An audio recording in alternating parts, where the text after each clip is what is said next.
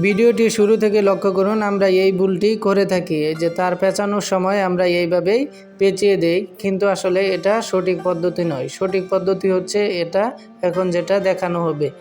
এই পদ্ধতিতে তার পেঁচিয়ে নিলে কখনোই লুজ কানেকশন হবে না, এটা দীর্ঘস্থায়ী হবে।